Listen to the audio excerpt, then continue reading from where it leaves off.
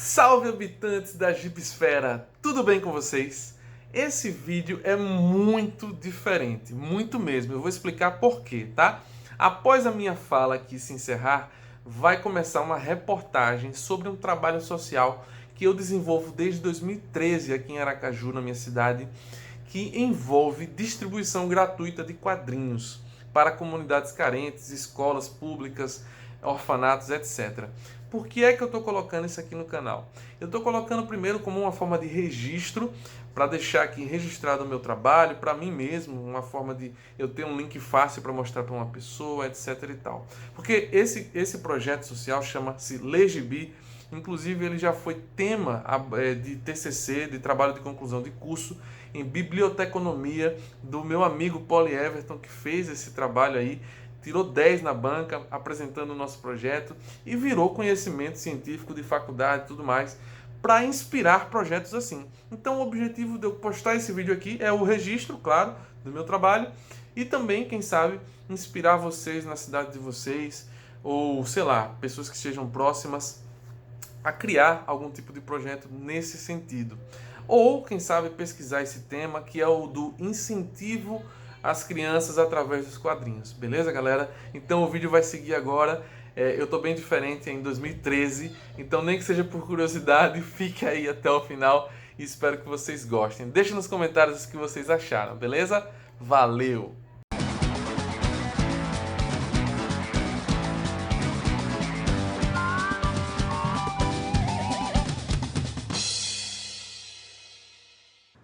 Olá, boa tarde. As histórias em quadrinhos começaram a ser publicadas no Brasil no século XIX. Eram cartoons, charges e caricaturas. Na época, a influência estrangeira era muito forte nessa área, com o mercado editorial dominado pelos quadrinhos americanos, europeus e japoneses. Hoje, a revista em quadrinhos brasileira tem boa aceitação não só no mercado nacional, mas também em outros países. No Terra Serigi, você vai conhecer o trabalho do cartunista André Correia, que desenvolve em Aracaju o projeto social Legibi. Bastou um pincel para André viajar em pensamentos. É no quarto onde o cartunista passa parte do dia. São 3 horas diante da prancheta. Ele esquece o mundo lá fora. A relação com as figuras vem de longe, da infância. Ele tinha apenas 10 anos de idade quando começou a desenhar os quadrinhos. Desde que fui aprendendo a mexer no lápis e já desenhando. Então, esse hábito ele foi se estendendo. Comecei a aprender a ler. E aí meu pai já começou a trazer gibi, né, para dentro de casa. E aí uma coisa é associada a outra, o desenho, o gibi e tal. Então eu comecei a desenhar e ler, desenhar e ler, desenhar e ler. Dos primeiros quadrinhos ele não esquece: Homem-Aranha, o Camaleão, as aventuras de Conan, o Bárbaro. Pensamentos eternizados na mente e no coração de André. Aos poucos a arte desenvolvida por ele ganhou cores, formas. A cada passo, uma nova leitura, uma nova percepção. Eu fui amadurecendo nas leituras, né? Apesar de ter começado lá com os infantis e tal, mas eu fui amadurecendo nas leituras, entendendo que eu poderia me expressar, né? A necessidade de expressão que eu tenho, a expressão gráfica, eu poderia me expressar de uma forma que atingisse um determinado público, causasse um certo tipo de reflexão, né? Porque o cartunista ou qualquer artista, ele atua no campo da mentalidade, né? No campo das ideias. Então, você pode utilizar a sua arte, o desenho, para quebrar tabus, preconceitos. As histórias não traziam apenas desenhos, traziam a realidade do mundo à volta, o campo moral, econômico e social. André também começou a se dedicar ao cartoon e à charge. São todos irmãos, são linguagens irmãs, cada uma com o seu nicho específico, né? Mas que um empresta um pouquinho ao outro em questão de linguagem e tal.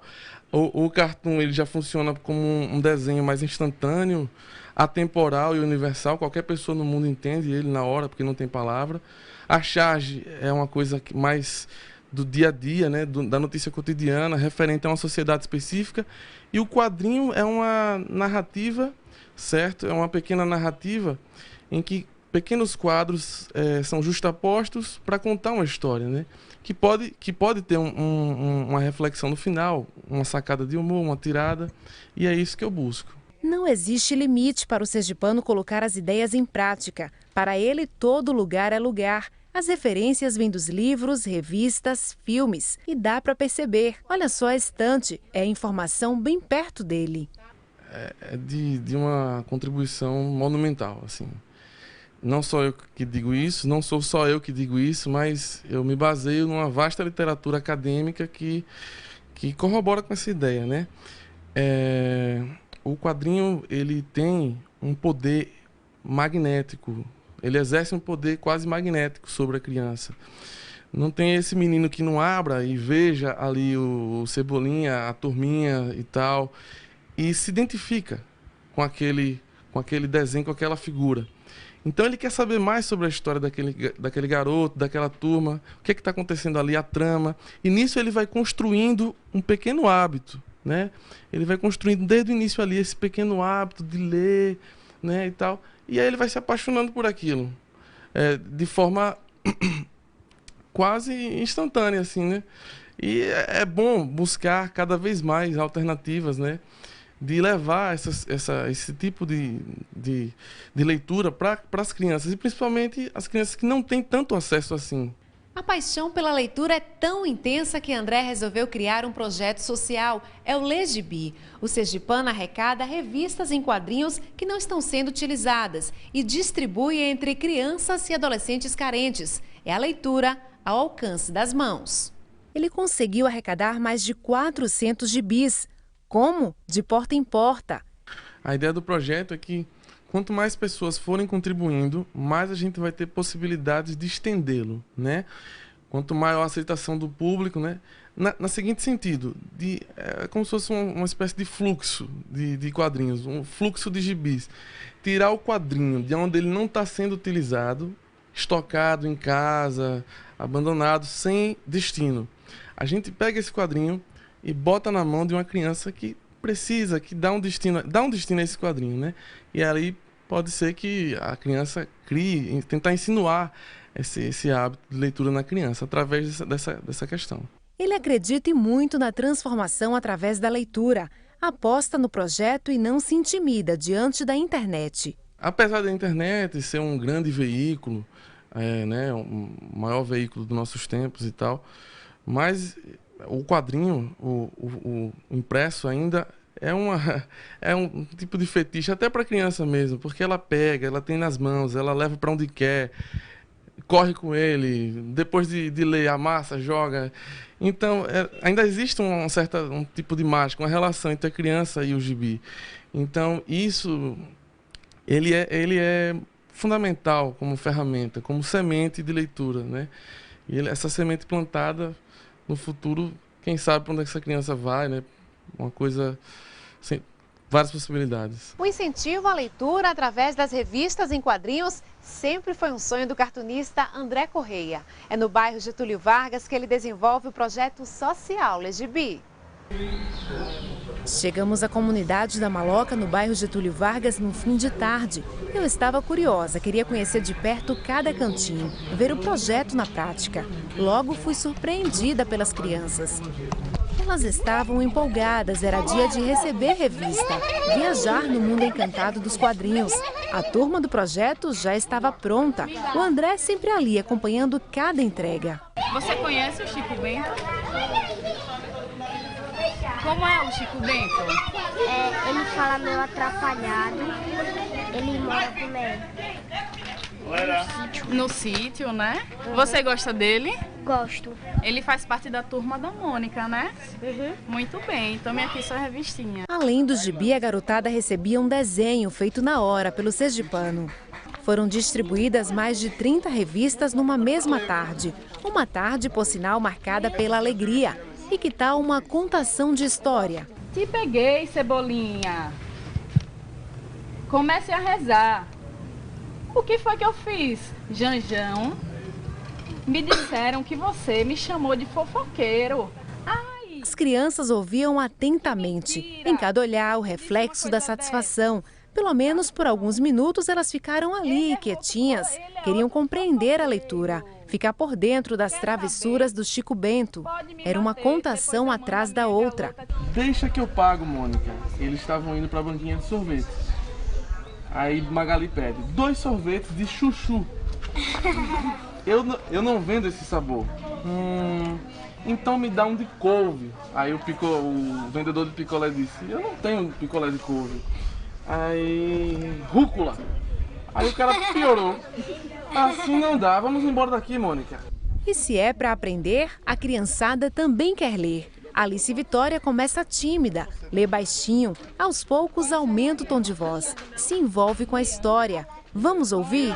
Vi uma pizza voar e desaparece. Devo estar com muita fome.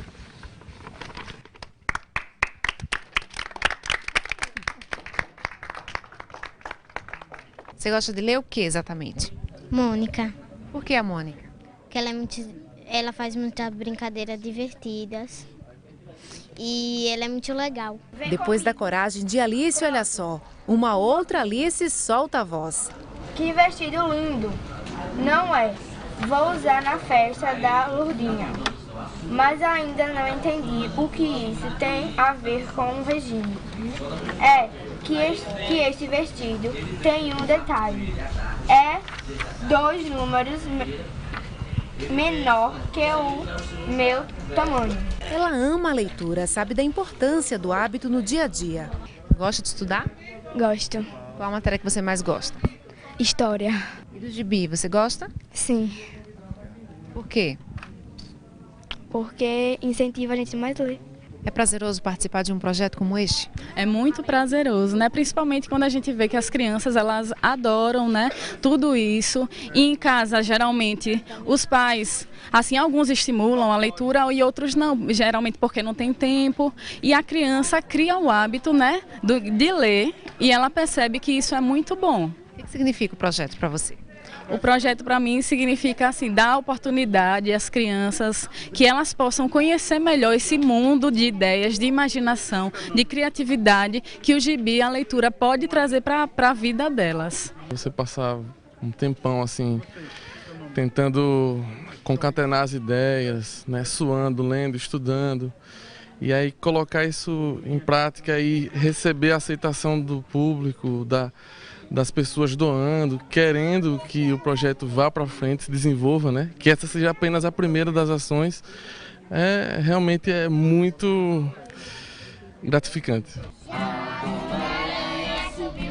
Durante a visita também sobra espaço para a música. O violão foi cedido pela comunidade, tudo para garantir uma tarde inesquecível.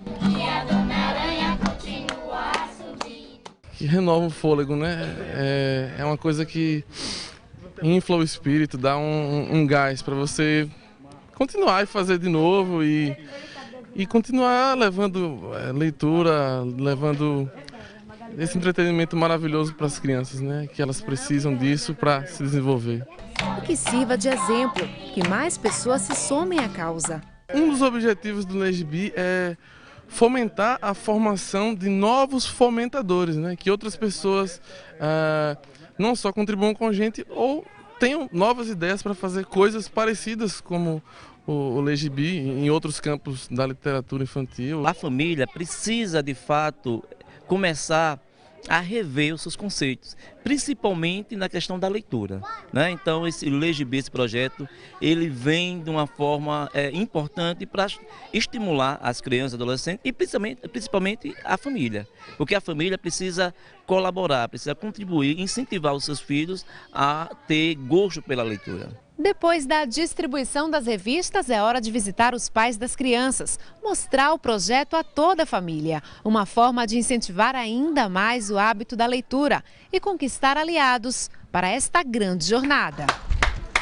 Boa tarde. Boa tarde. Tudo bem com a senhora? Tudo bem. A gente pode entrar aí para conversar um pouquinho? Pode sim, fique à vontade. Dona Nara nos recebeu de braços abertos. Para quem está à frente do projeto, motivação. Se os pais participam, o resultado é outro. A Nara já está aqui com a revista, olha só, do Cebolinha. Nem esperava receber a visita do pessoal do projeto. Ficou feliz? Muito feliz. E agora então que eu vou dar o melhor de mim, né? Até porque o trabalho fica um pouco difícil e já lia e agora eles vão ler bastante, né? Eu gostava muito de ler muitos romances, poesias e agora então, vixe, nossa, não estou nem acreditando. Se não tiver a família, a gente não consegue educar lá nos colégios e eles vão lá sem o hábito da leitura, aí a gente passa as leituras para eles e eles não querem ler porque não gostam, né? O filho simplesmente não gosta. Os pais precisam necessariamente, diariamente, falar, olha, é importante ler, porque lá na frente você vai precisar de adolescente, adulto, de criança, adolescente, não importa. Uma tarde para somar, dividir pensamentos e relembrar. Quando minha prima tinha a revista, meu irmão destruía. Aí antes, quando minha irmã me nascer, eu lia a revista da Mônica. Quando você chegar na escola, o que é que você vai falar para sua professora? Eu vou falar para minha professora que eu ganhei a revistinha da Mônica, porque minha professora mandou para mim, que era para me pegar e me olhar na leitura, porque eu estava muito fraquinha na leitura. Agora vai melhorar na leitura? Vou. A leitura traz muitos benefícios à vida da criança, porque estimula a comunicação da criança, como também a pronúncia correta das palavras, o aumento do vocabulário, e isso faz com que a comunicação dela seja mais efetiva. Ajuda na vida, no trabalho. A leitura também ajuda na escrita. A criança aprende melhor. Aprende o significado das palavras, vai errando muito menos, né? A grafia vai ser muito mais correta. Isso vai ajudar bastante no crescimento e desenvolvimento dela.